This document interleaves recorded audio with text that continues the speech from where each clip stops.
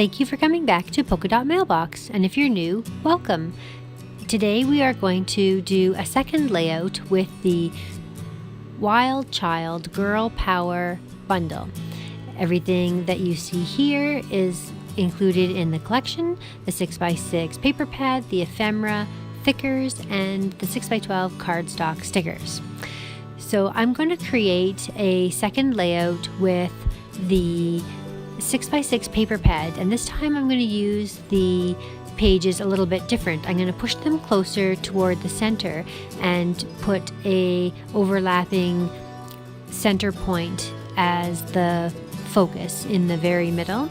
And you can see that this time they're patterns that aren't facing the same way. I've put both of the pink parts of the clouds in the center of the layout so that they have that same color in the center, and then the blue is on the outer part of the center.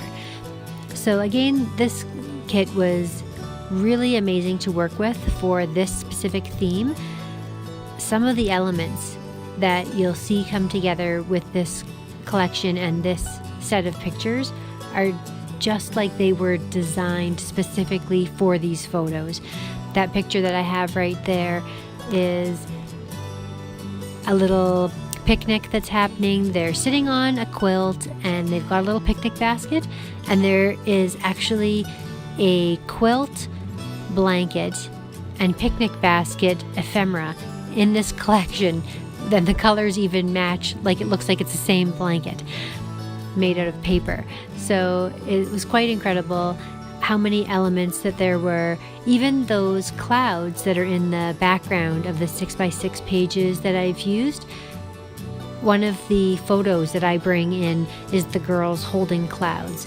So just a perfect collection where even the subtlest little elements are perfectly coordinated with each other. So I did trim down these 6x6 papers to be a little bit smaller.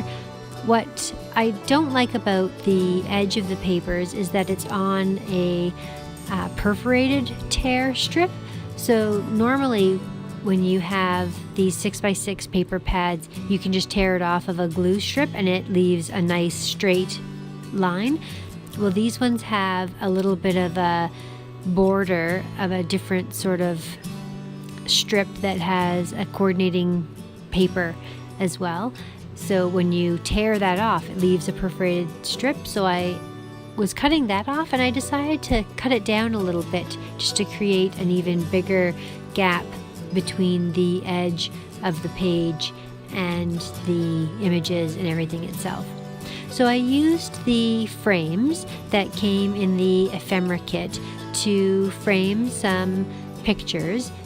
There were so many images to choose from my photographs, and I always like to pick my favorite ones and focus on that. So what I did with these ones is I actually printed them out in a full 4x6, and I just cut out the thing that I wanted to focus on.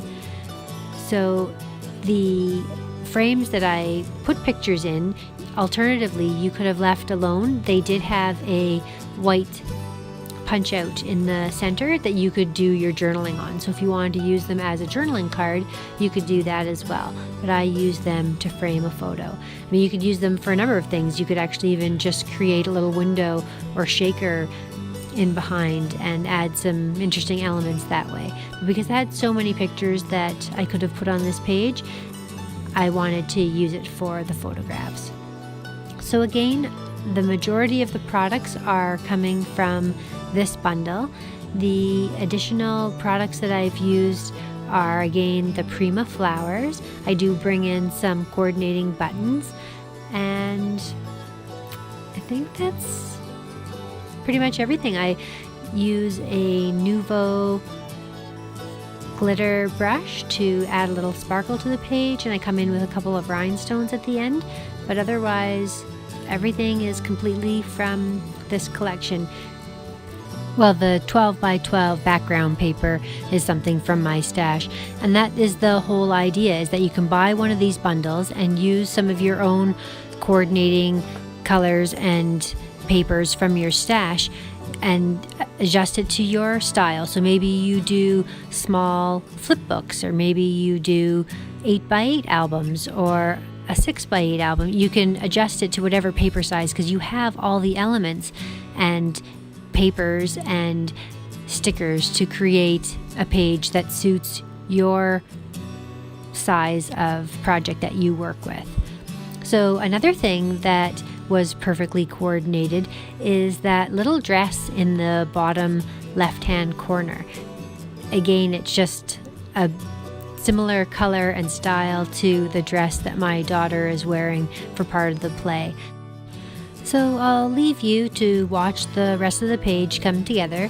I do bring in one additional element to add a title to the page. I bring in a set of glittery thickers just so that I can put the name of the play in the top left-hand corner. So thanks so much for watching. Enjoy the rest of the video, and we'll see you again next time.